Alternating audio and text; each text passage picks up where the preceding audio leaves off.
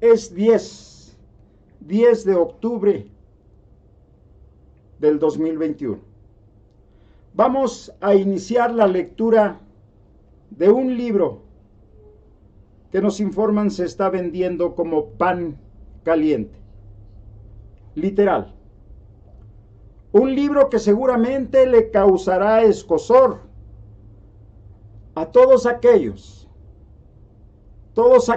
que estaban abusando del pueblo, todos aquellos corruptos que dejaban en la miseria más mísera a los más miserables, a los más jodidos. Y al hablar de miserables me refiero a la miseria en la que nos estaban dejando. Es una verdadera bofetada este libro a todos aquellos que jodieron y quieren seguir jodiendo a nuestro país. Gracias, Andrés Manuel López Obrador, por mantenernos informados a rajatabla. Gracias por todos tus libros. La economía moral, el último de tus libros antes de este, el cual ya leímos. Gracias por este que a partir de hoy comenzaremos a leer, como un homenaje a México, como un homenaje a la Cuarta Transformación, como un homenaje a los que menos tienen. Hoy, 10 de octubre, iniciamos pues la lectura de este libro escrito por Andrés Manuel López Obrador, presidente constitucional de los Estados Unidos mexicanos, a la mitad de su mandato. Por eso lo tituló a la mitad del camino. Esta lectura de este libro, de cual hoy leeremos la introducción, es para todos aquellos que no sepan leer, que no puedan leer o que no tengan tiempo para leer. Creo que soy un lector. Creo saber leer. Creo saber transmitir la emoción de una palabra escrita a una palabra oral, expresada. Andrés Manuel López Obrador, a la mitad del camino. Estos son algunos de los datos de Andrés Manuel López Obrador, presidente constitucional de los Estados Unidos mexicanos. Es licenciado en Ciencias Políticas y Administración Pública por la UNAM. Desde 1976 ha participado social y políticamente en la lucha por la democracia. Fue 2 veces candidato a gobernador de Tabasco y de 2000 a 2005 fungió como jefe de gobierno del Distrito Federal. Fue 3 veces candidato a la presidencia de la República en las elecciones del 2006, 2012 y 2018. En su tercera postulación para el cargo como jefe del Poder Ejecutivo en 2018, ganó la elección con el 53.19% de los votos. A la mitad del camino se llama este libro. A la mitad del camino. A la mitad del camino, que contiene lo siguiente. Introducción. Capítulo 1. El presente. Dentro de ese capítulo tiene los siguientes temas. México es nuestro, enderezando entuertos, de regreso a la inversión pública. Resistimos la COVID-19 y nos recuperamos. La nueva estrategia económica, la fórmula, honestidad, austeridad y bienestar, las bases de la transformación, la memoria histórica En el capítulo 2, el respeto al derecho ajeno es la paz. La sorprendente relación con el expresidente Donald Trump. La misión Bolivia. En el capítulo 3, los opositores. La triste experiencia maderista. Con el pueblo todo, sin el pueblo nada. Guía ética para la transformación de México. Los de arriba. La prensa conservadora. Los intelectuales del antiguo régimen. El conservadurismo en las clases medias. La lección de la elección. En el capítulo 4 tenemos el porvenir, autosuficiencia energética.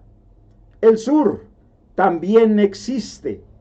El turismo cultural, la oportunidad del tratado, estado de bienestar, paz y felicidad.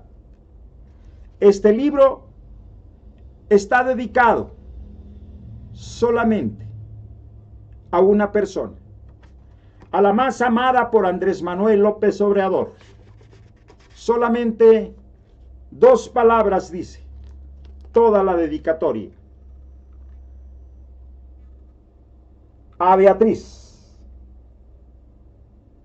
Esa es toda la dedicatoria de este enorme libro. Comenzamos con la introducción.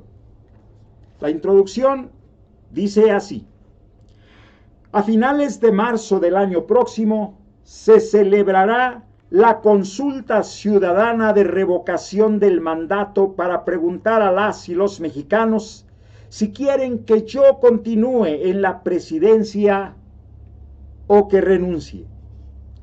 Este procedimiento de democracia participativa lo elevamos a rango constitucional con la idea de que el pueblo es el soberano, que él pone y él quita, que siempre debe mantener en sus manos las riendas del poder.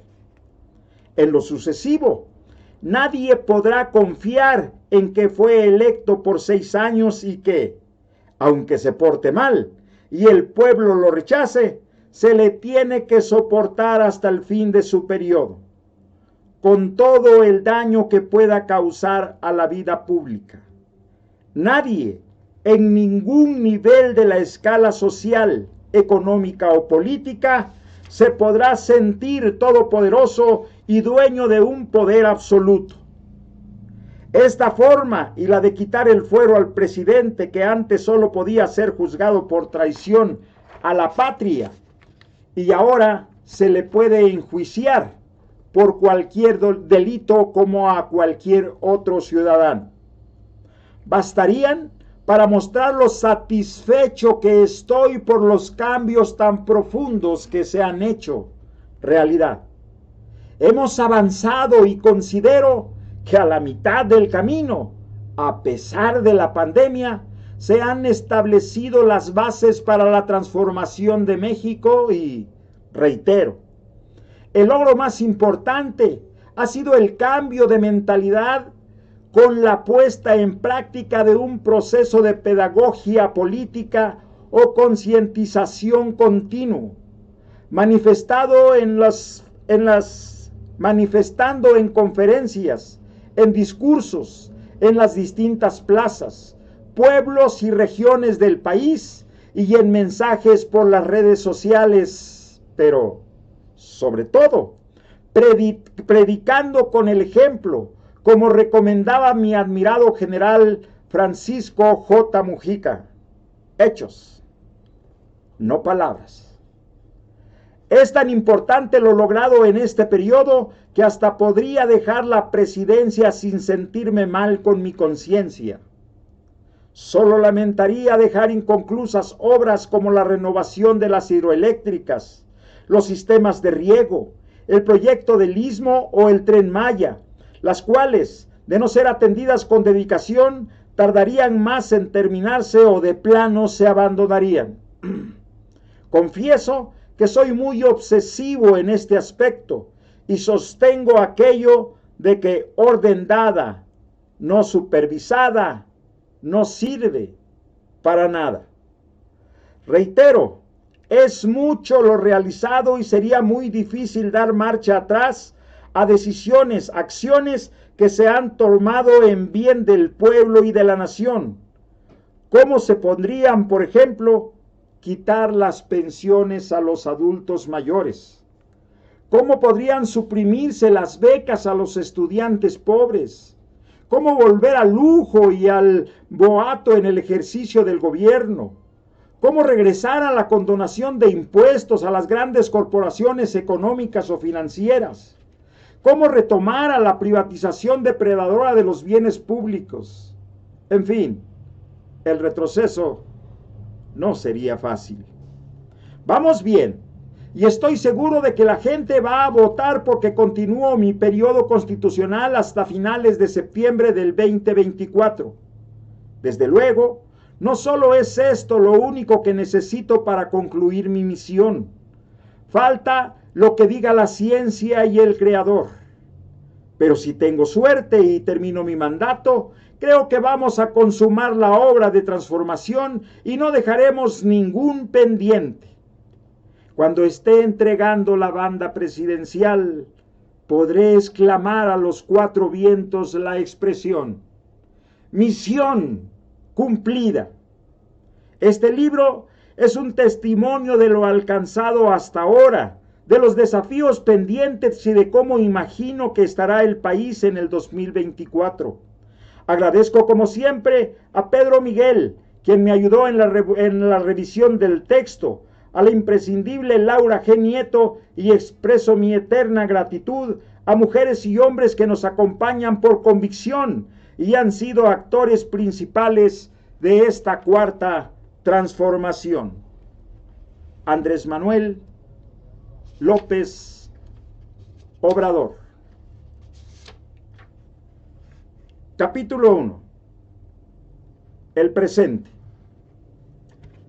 Desde antes de asumir por mandato popular la presidencia de la República, fuimos elaborando un plan de desarrollo que surgió de muchos años de brega, recorriendo a ras de tierra el territorio nacional, valorando las potencialidades y los vastos recursos naturales, reflexionando sobre los obstáculos para el desarrollo y el bienestar de la población, aquilatando la grandeza cultural de México y recogiendo los sentimientos de la gente en todos los pueblos y regiones del país. Así, llegamos a la conclusión de que eran mayores las posibilidades de cambio que las de estancamiento o decadencia, y que hacer la realidad la transformación dependía, en primer lugar, de enfrentar el grave problema de la corrupción y de contraponerle la virtud de la honestidad, que es la mayor riqueza de nuestro pueblo. Ya sabíamos que estábamos en decadencia por la aplicación durante 36 años de la política de pillaje llamada neoliberal y conocida por nosotros como neoporfirismo. Pero lo que descubrimos al llegar al gobierno no solo reafirmó nuestras convicciones, sino que superó por mucho lo que imaginábamos. En efecto, el gobierno estaba consagrado a facilitar la corrupción y no se preocupaba ni por asomo del bienestar del pueblo. Toda su actividad consistía en privatizar y en hacer jugosos negocios al amparo del poder público. Ya en varias ocasiones hemos explicado cómo se llevó a cabo el gran saqueo neoliberal, sin precedente en la historia de México, y la forma como se adulteró el marco jurídico con una serie de reformas a la Constitución y a las leyes para transferir bienes de la nación a particulares. En los últimos tiempos se comprobó que legisladores de los partidos de supuesta oposición recibieron sobornos para aprobar la denominada reforma energética. El anterior director de Petróleos Mexicanos, Pemex, Emilio Lozoya, quien está sujeto a proceso en calidad de testigo colaborador, ha confesado a la Fiscalía General de la República que el grupo o persona jurídica Odebrecht no solamente tuvo contratos y beneficios por parte del Estado mexicano, sino que además participó activamente junto con otras grandes empresas, influenciando la política energética del país mediante la reforma energética, facilitando por instrucciones de Enrique Peña Nieto y Luis Videgaray Caso importantes sumas de dinero a los grupos parlamentarios, utilizando a Pemex como instrumento para dichos fines ilícitos. Pero en vez de seguir analizando o relatando sobre toda esa inmundicia política, en esta ocasión dedicaré más tiempo a exponer de manera sencilla y práctica cómo funcionaban los gobiernos neoliberales y cómo estamos actuando nosotros. Los contrastes son evidentes. Nuestra política es del todo nueva y, aunque es obvio, no está de más decir que no tiene absolutamente nada que ver con la llamada alternancia panista del 2000 y su pretendido cambio, que fue en realidad una burda continuación del régimen corrupto. Lo nuestro no es gatopardismo, eso que consiste en que las cosas en apariencia cambian para seguir igual o peor. Nuestro quehacer político va al fondo y por eso hemos tenido que enfrentar muchos obstáculos y resistencias, sobre todo las relacionadas con la forma de pensar, pues durante un largo periodo, con el apoyo de una educación mercantilista y doctrinaria y con la manipulación de casi la totalidad de los medios de información, se introdujo en la mente de muchos la creencia en las supuestas bondades del modelo neoliberal. Recordemos que el porfiriato se impuso por 34 años y que el régimen neoliberal duró 36 años. Es decir, la influencia de la propaganda individualista, egoísta, utilitarista y pragmática afectó a más de una generación. Si el país no sucumbió por completo y logró subsistir, fue por la innata y excepcional inteligencia del pueblo mexicano, pero aún así ha costado mucho trabajo persuadir y convencer a quienes fueron formados en la escuela del afán del lucro y del aspiracionismo, y no con las enseñanzas del amor al prójimo y del rechazo a triunfar a toda costa, sin escrúpulos morales de ninguna índole. A pesar de todo, la transformación está en marcha y aunque la apuesta es a seguir poniendo al descubierto la gran farsa neoliberal y auspiciando el cambio de mentalidad del pueblo, porque eso es lo más cercano a lo esencial y lo irreversible, también estamos desterrando vicios y prácticas deshonestas en el manejo del gobierno. Tengamos presente que durante el periodo neoliberal el propósito central de la administración pública era facilitar la entrega de bienes nacionales a particulares y que para eso fue creando una estructura administrativa acorde a la política del pillaje, a la tranza y al influyentismo, con la excusa de evitar el monopolio del Estado y garantizar la libertad empresarial. Por ejemplo, se decidió que el trato a Pemex y a la Comisión Federal de Electricidad debería ser igual que el otorgado a Shell o Iberdrola. Se creó la Comisión Federal de Competencia Económica, COFESE, un organismo autónomo manejado por tecnócratas al servicio de las grandes corporaciones privadas. En pocas palabras, se buscó desaparecer el espíritu y la letra de los artículos de la Constitución que desde la Revolución Mexicana colocaban el interés público por encima del interés particular. Obviamente, el Poder Judicial también estaba alineado al propósito privatizador. Baste decir que apenas llevaba unas horas de aprobada la nueva ley eléctrica que promovimos cuando los jueces empezaron a otorgar amparos a grandes empresas y corporaciones beneficiarias de la llamada reforma energética, las cuales pagaban una tarifa eléctrica menor que el hogar de una familia a nivel popular o de clase media. Por esta razón, estamos llevando a cabo una reforma administrativa que elimine todo este andamiaje dedicado a proteger negocios privados en detrimento de los negocios públicos. Un ejemplo claro fue la eliminación de 187 fideicomisos, instrumentos que se fueron constituyendo para otorgar concesiones a grupos de intereses creados, tanto empresariales como académicos, y del ámbito de los intelectuales defensores del régimen de corrupción y privilegios. Es un hecho demostrable que con becas, financiamiento para estudios y otros mecanismos se cooptaba a quienes defendían el pensamiento oficial. El Consejo Nacional de Ciencia y Tecnología, el CONACYT, por ejemplo, entregaba dinero a investigadores deshonestos, a empresas que en el sexenio anterior recibieron casi 30 mil millones de pesos, y a organizaciones de la llamada sociedad civil que nunca han creado algo en beneficio del interés general. Una buena cantidad de los beneficios Una buena cantidad de los recursos públicos manejados por CONACYT durante el neoliberalismo, casi 1,000 millones de pesos, fueron en la administración pasada. Terminó siendo utilizada para realizar construcciones faraónicas sin funcionamiento económica o social alguna. Solo para beneficio de funcionarios pseudocientíficos y contratistas que edificaron estos elefantes blancos que han quedado como símbolos de la corrupción, de la época de la llevada y traída innovación tecnológica. Ahora el CONACYT ha hecho muchas cosas en favor del desarrollo de México y enumeraré solo dos muy concretas.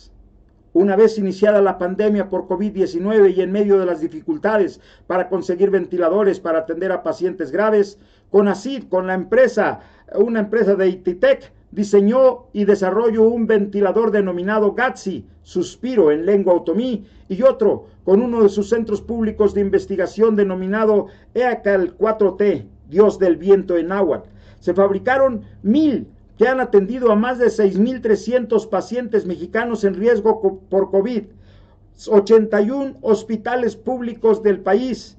Este logro nos ha permitido dejar de depender del exterior para contar con este más importante equipo médico.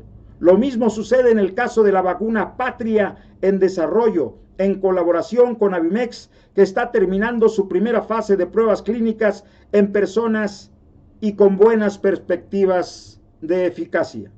Por otra parte, solo con la eliminación de los 187 fideicomisos entre el año pasado y el actual, nos ahorraremos alrededor de 126,000 millones de pesos, dinero que se ha destinado directamente al desarrollo y al bienestar de los más pobres del país.